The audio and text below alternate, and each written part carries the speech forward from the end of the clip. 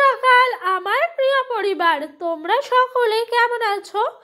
আশা করছি যে যেখান থেকে আমার ব্লগটি দেখছো সকলে ভালো আছো। তোমাদের আশীর্বাদ ও ভালোবাসার সাথে নিয়ে আজকের ব্লগটি শুরু করলাম। আজকে হলো শনিবার, এখন বাজে ঘড়ির কাঁটায় ঠিক সকাল 9টা। ঘুমের থেকে উঠেই কিন্তু সংসারের সমস্ত কাজকর্ম মোটামুটিভাবে সারা হয়ে গেছে। তারপরে সোজা চলে আসলাম আজকের একেবারে দুপুরের রান্নাটা শুরু করতে। আজকে রান্না হবে ফুলকপি দিয়ে আলু দিয়ে তরকারি। তাই প্রথমে জানো তো আনাজপাতিগুলো কেটে নিচ্ছে, আর ওই দিক দিয়ে কিন্তু মোটামুটি করে আনাজপাতিগুলো সাজিয়ে রেখে দিয়েছি। আর কালকে জানো তো বাজার থেকে আমার মা 100 মতো এই তোমার বকফুল নিয়ে এসেছিল। কারণ কি বলো তো, আমি না বকফুলের বড়া খেতে ভীষণ পছন্দ করি, সেই কারণে মা 100 মতো বকফুল এনে বড়া করবে বলে রেখেছিল। তো কিছুটা মতো আবার মা দিদির বাড়িতে দিয়ে এসছে, আর কিছুটা মতো বকফুল রেখে দিয়েছে আমরা খাবো বলে। তবে জানো তো বকফুলের বড়া গরম গরম ভাতের সাথে খেতে ভীষণ পছন্দ হয়। আচ্ছা, তোমরা কে কে এরকমভাবে বকফুলের বড়া খেতে পছন্দ করো আমাকে কিন্তু অবশ্যই কমেন্ট বক্সে এসে কমেন্ট করে জানিও। ওই দিক দিয়ে মোটামুটি করে আমার আনাজপাতিগুলো কাটা হলো, আর এই দিক দিয়ে ভাবলাম তেলটা আগে ঢেলে নিই। জানো তো রান্না শুরুর আগে যদি সমস্ত কিছু গোছানো পরিপাটি হয়ে থাকে না, তাহলে দেখবে বেশ তাড়াতাড়ি করে রান্নাবান্নাটা হয়ে যায়। রান্না বসানোর পর সমস্ত কিছু যদি এদিক ওদিক করে খোঁজা হয় না, তাহলে কিছুই পাওয়া যায় না। তার জন্য জানো তো সবার আগে আমি রান্না করার আগে সমস্ত কিছু জোগাড় জান্তি করে হাতের কাছে রেখে দিই। তো এই দেখো তেলটা কিন্তু ঢেলে নিচ্ছি। মা পাউচ তেল নিয়ে এসছে 1 প্যাকেট, তো সেটাই ঢেলে নিচ্ছে এই শিশিটার মধ্যে। কিছুটা এই শিশিতে রাখবো, কিছুটা ঠাকুরের জন্য তুলে রাখবো। এরকম করে কিন্তু ভাগে ভাগে তেলগুলোকে রেখে দেবো। একজন গৃহিণী সংসারটাকে পারে তার হাড় ভাঙা অক্লান্ত পরিশ্রম দিয়ে লক্ষ্মীর সংসার করে গড়ে তুলতে। একজন গৃহিণীই পারে নিজের সংসারটাকে একদম ধৈর্য সহকারে পুরো সংসারটাকে দেখভাল করতে। তাই জানো তো আমার মনে হয় প্রত্যেকটা সংসারে প্রত্যেকটা বাড়ির লক্ষ্মীকেই কিন্তু নিজের হাড় ভাঙা খাটুনি এবং অক্লান্ত পরিশ্রম দিয়ে নিজের সংসারটাকে গড়ে তোলা উচিত। তাই জানো তো সকাল থেকে আমরা মা মেয়ে মিলে সংসারটার জন্য কি নাই করে বেড়াই। তবে জানো এটা আমার মায়ের সংসার, কোনো পুরুষ নাই, তবে কিন্তু আমরা মা মেয়ে মিলে সংসারটা ভালোই কিন্তু গুছিয়ে করার চেষ্টা করি। তবে এই সংসারটা বিয়ের আগের থেকে এই সংসারের অর্ধেকটা ভার আমার ওপরে ছিল। কেন বলছি বলো তো, অনেক ছোটবেলায় আমি আমার বাবাকে হারাই, তারপরে আমার দিদির বিয়ে হয়ে যায়। তো তারপর থেকে সংসারটার মধ্যে আমি আর মায়ে থাকতাম, তাই দুজন মিলে দেখভাল করে সংসারটা কিন্তু চালাতাম। তো এই দেখো মা কিন্তু বাইরের দিকটা দেখতো, আমি ঘরের ভেতরের দিক দেখতাম। অনেক ছোট থেকে সংসারের হালটা নিজের কাঁধে তুলে নিয়েছি। এতে করে জানো তো সংসারটাকে নিজের বলে ভেবেও তোমার থাকার চেষ্টা করতাম। যখন আমার বিয়ে ঠিক হয় প্রচণ্ড কষ্ট হয়েছিল জানো এই সংসারটাকে ছেড়ে যাওয়ার জন্য। মেয়েরা বিয়ের আগে অতটাও সংসারী হয় না, প্রত্যেকটা মেয়ে একদমই বিয়ের পর সংসারী হয়। যাই হোক, কারো ক্ষেত্রে কিন্তু ব্যতিক্রম হয়। আমি কিন্তু অনেকেরই দেখেছি বিয়ের আগে তারা সংসারটাকে খুব সুন্দরভাবে গুছিয়ে করে। তোমাদের সঙ্গে কথা বলতে বলতে ওই দিক দিয়ে মা কিন্তু আমাকে সর্ষে আর তোমার 2 কোয়া রসুন থেতো করে বেটে দিল। তো আমি তোমার শিল চচ্চড়িটা করে নিলাম। এবার এদিক দিয়ে ফুলকপি আর আলুটাকে ভালো করে ভেজে নেবো জানো, যাতে করে তোমার ফুলকপি আলু ভেজে নিলে জানো তো রান্নাটা করতে ভীষণ সুবিধা হয়। মশলা কষিয়ে আনাজপাতিগুলো দিয়ে দিলে তরকারিটি খেতে ভীষণ টেস্ট হয়।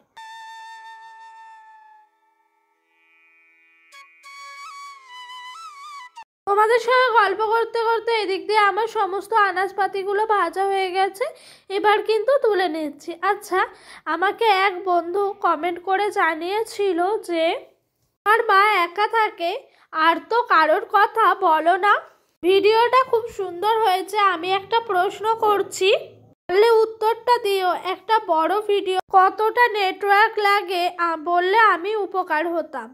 তো বোন, তোমাকে একটা কথা বলি, আমি প্রত্যেক দিনই লং ভিডিও পোস্ট করি, তবে লং ভিডিওর ক্ষেত্রে জানো তো মানে এই ধরো আমি 14 মিনিটের যে ভিডিওটা আপলোড করি, এতে করে কিন্তু আমার 2 জিবির ওপরে নেটওয়ার্ক প্রত্যেক দিন লাগে। তো এক্ষেত্রে জানো তো প্রত্যেক দিন প্রায় 2.5 জিবি নেটওয়ার্ক লেগেই যায়। পুরো 2 জিবি, তোমার 2 জিবি নেট লেগে যায় ভিডিওটা আপলোড হতে। তারপরে আমার চ্যানেল মনিটাইজেশন অন হয়ে গেছে, তো প্রত্যেক দিন কিন্তু ভিডিওতে মনিটাইজেশন অফ থাকে। এটা সবার ক্ষেত্রে হয় নাকি আমি জানি না, তবে আমার ক্ষেত্রে হয়, আমি অন করি। তারপরে থাম্বনেলটা ভালোভাবে দিতে হয়, এই সমস্ত করতে করতে প্রায় আমার মনে হয় 2.5 জিবি নেট চলেই যায়। তো পুরোপুরি লং ভিডিওতে আমি এটুকুই বলবো, 2 জিবির ওপরে নেট খায়। আচ্ছা, তোমার প্রশ্নের উত্তর দিতে পারলাম। আর হ্যাঁ, তুমি বলেছো যে আমার মা কথা খালে আমি বলি আর কি বাড়িতে কেউ নাই। হ্যাঁ, সত্যি কথা বলতে আমার বাপের বাড়িতে আমার মাই একা থাকে, আর কেউ নাই গো, আমার মাই একা। তো মার কথাই সেই জন্য প্রত্যেক দিন একাই মানে বলি আমি। তোমার প্রশ্নের উত্তর আমি ক্লিয়ার করতে পারলাম।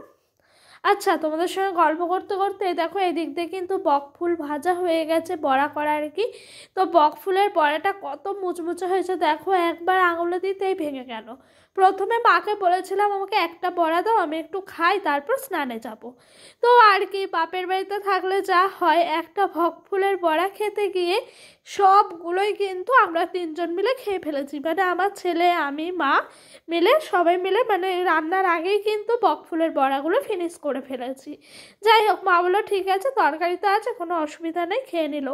তো ওইদিকে আমি আবার বকফুলের বড়া টড়া খেয়ে স্নানে গেছিলাম। স্নান থেকে এসে পুজো দিয়ে দিচ্ছি। সকালে একবার মা পুজো দিয়ে দেয়, তো সকালে দেওয়ার পর কিন্তু দুপুরবেলাও একবার দিতে হয় নিত্য সেবায়। সেই জন্য সকালে একবার ঠাকুরকে স্নান টান করিয়ে পুজো দেওয়া হয়। তাই দুপুরবেলা মা বললো যে আর স্নান করাতে হবে না, এমনি ঠাকুরের কাছে সকালে যে সমস্ত ফুলগুলো থাকে সেগুলো নামিয়ে আবারও ফুল দিয়ে ভগবানকে সেবা করে দিতে। তাই ওরকম করেই কিন্তু ভগবানকে আমি সেবাটা করিয়ে দিচ্ছি। আর জানো তো সকালবেলা প্রচুর ফুল ফোটে আমাদের বাড়িতে, তোমরা তো জানোই, আমি দেখিয়েছি অন্য ব্লগে। তো প্রচুর ফুল ফোটে, যেহেতু বাড়িতে তো ফুলের অভাব নাই, সেই জন্য জানো তো দুপুরবেলা আবারও বেশি করে করে ফুল দিয়ে দিই, ঠাকুরকে পুজোটা দিয়ে দিই। আর জানো তো ছোটো থেকে এই যে ঠাকুরগুলোকে আঁকড়ে ধরে বড় হয়েছি। এখন বিয়ের পর যখন বাপের বাড়িতে আসি পুজো দিতে কি মজা লাগে, মনে হয় যে সেই স্মৃতিগুলোকে অনুভব করি, সেইগুলো ফিল করি। ভীষণ পছন্দ হয় যেন সেই দিনের কথাগুলো মনে পড়লে। কি বলতো, আমরা দাঁত থাকতে দাঁতের মর্ম বুঝি না, যে জীবনটা আমাদের সাথে যাচ্ছে সেটাকে আমরা অনুভব করতে পারি না। আমরা সেই পুরনো দিনের জিনিসগুলোকে অনুভব করে বসে থাকি। সেরকমভাবেই কিন্তু আগের জীবনটাকেও আমার ভীষণ পছন্দ হয়। তখন মনে হতো এই জীবনটা কবে যাবে, পড়াশোনার চাপ, পড়াশোনা ঠিকঠাক না হলে বাড়িতে কমপ্লেন, বকা, এই জীবনটা মনে হয় আর ভাল লাগছে না, একঘেয়েমি জীবন হয়ে গেছে। তবে কি বলতো, এখন বিয়ের পর বুঝি না, সেই জীবনটাই জীবনের সব থেকে বড় মূল্যবান সময় ছিল। তবে জানো তো যখন প্রথম বিয়ে হয়, শ্বশুরবাড়ি যায়, তখন সত্যি বলতে আমি শ্বশুরবাড়িতে একটু মানিয়ে গুছিয়ে নিতে পারতাম না। আমি ওই পরিবেশটাকে একটু পছন্দ করতাম না, এবং ওইখানকার মানুষগুলোকেও আমি নিতে পারতাম না। তখন একটুও ভাল লাগতো না, যেহেতু আমি জানো তো ছোটো থেকে একা একা বড় হয়েছি। আমি তো বললামই আমাদের বাড়িতে কেউ ছিল না, আমি আর মা তো থাকতো না, আমি একাই থাকতাম, বাড়িতে বড় হয়েছি। আর আমার শ্বশুর বাড়িতে প্রচুর বড় ফ্যামিলি, মানে ফ্যামিলির মধ্যে হয়তো মানুষজন কম, কিন্তু গোষ্ঠীঘর প্রচুর আছে। সবাই 5 রকমের 5 জনের কথাবার্তা, সেগুলো নিতে পারতাম না, থাকতে পছন্দ করতাম না। তাই যেন বিয়ের পর শ্বশুরবাড়িতে সময় খুব কম কাটিয়েছি, এবং বিয়ের পরের অভিজ্ঞতা আমার কাছে একদমই খারাপ। তবে ছেলে হওয়ার পেটে আসার পর থেকেও কিন্তু অভিজ্ঞতা খারাপ ছিল। তারপরে যখন ছেলে পেটে নিয়ে আমি মানে ছেলে হওয়ার পর যখন আমি শ্বশুরবাড়ি যাই, তারপরের জীবনটা কিন্তু আমার পুরোটাই আলাদা। তো বলবো সব মিলিয়ে বিয়ের পরের জীবনটায় যেটুকু অনুভব করার ছিল সেটুকু তো আমি অনুভব করতে পারিনি, বরং জীবনের এক্সপিরিয়েন্সটা অনেকটাই খারাপ গেছে। তবে কি বলতো, মানুষের জীবনটা বেশ কিছুদিনের, মানে ক্ষণিকের। তো সেই জীবন মানে এক একটা দিন আমাদের কাছে এক একটা বিন্দু কণার মতো। সেগুলোকে প্রত্যেক দিন আনন্দ উচ্ছ্বাস করে কাটিয়ে দেওয়াটাই উচিত। জীবনে আনন্দ ছাড়া আর কি আছে বলো তো? জীবন মানেই কিন্তু আনন্দ, চলাফেরা। অবশ্যই জীবনে ওঠা নামা আসবে, ধাক্কা খাবে, তবে জীবন মানে জীবনটাকেই জীবনের মতো করে নিয়ে চলাটাই বেটার। যাই হোক, অনেক কিছু তোমাদের সাথে বলে ফেললাম আজকে। আর কথা বলতে বলতে ওদিক দিয়ে আমার কিন্তু ঠাকুর পুজো দেওয়া হয়ে গেল। মানি প্ল্যান্ট গাছটাকে একটু ভালো করে পরিষ্কার করে নিলাম। তারপরে এই দেখো সকালবেলা যেন এই চাদরটা কেচে দিয়েছিলাম, তো ছাদে মেলে এসেছিলাম, মা দেখি আবার বেলা হলো তখন তুলে আনলো। আর মা বলছে দেখ ছাদে যেহেতু মেলে দিয়েছিলি বলে কি সুন্দরভাবে চাদরটা শুকিয়ে গেছে। তো মা দেখলো, তো আমারও ভীষণ ভালো লাগলো। আনছি থাক তাহলে একেবারে ভাঁজ করে রেখে দিই। আর জানো তো চাদর টাদর যখন এক রোদে শুকিয়ে যায় না, ভীষণ ভাল লাগে দেখতে। তখন মনে হয় যে জিনিসটাকে কতক্ষণে ভাঁজ করে জায়গা মতো রেখে দেবো। তো সেটাই কিন্তু আমি করছি, একেবারে নিয়ে আসছে মা তুলে, একেবারে নিয়ে ভাঁজ করে সমস্ত কিছু গুছিয়ে রেখে দিচ্ছি। আর এখন বেলা বাজে 1:30, ডোডো এখন ঘুমিয়ে পড়েছে। আজ খুব দুষ্টুমি করেছে, তাই ওকে একটু ঘুম পাড়িয়ে দিয়েছি। তাই ঘুম পাড়ানোর পর এই দেখো এদিকে সোজা চলে এসেছি ওর জামা প্যান্টগুলো একটু ভাঁজ করে দিতে। এখন হালকা হালকা শীত পড়ে গেছে, সকাল হলেই কিন্তু ডোরোকে এইগুলো পরাতেই হয়, জামা প্যান্ট সোয়েটার এই হালকা হালকা শীতের আর কি। তাই এগুলো ভাঁজ করে রাখছি। আগের বছর এটা অনলাইন থেকে নেওয়া হয়েছিল জানো, একটা তোমার গেঞ্জি ফুল হাতা আর একটা ফুল প্যান্ট গেঞ্জি, এটা আমি ফ্লিপকার্ট থেকে নিয়েছিলাম। তবে এবছর অনেকটাই ছোট হয়ে গেছে, এই বছরটাই শুধু পরতে পারবে, আর সামনে বছর কিন্তু একেবারেই পরতে পারবে না।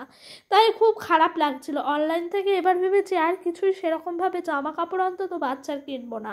কারণ কি বলতো, ওরা তো গ্রোথটা হয় তাড়াতাড়ি, আর ওদের জন্য যদি মাপ মাপ কেনা হয় না, না দেখে না বুঝে, তাহলে দেখবা জিনিসগুলো না তাড়াতাড়ি করেই ছোট হয়ে যায়। আর এরকম ছোট হলে কিন্তু একটুও ভাল লাগে না, মনটা যেন খারাপ হয়ে যায়।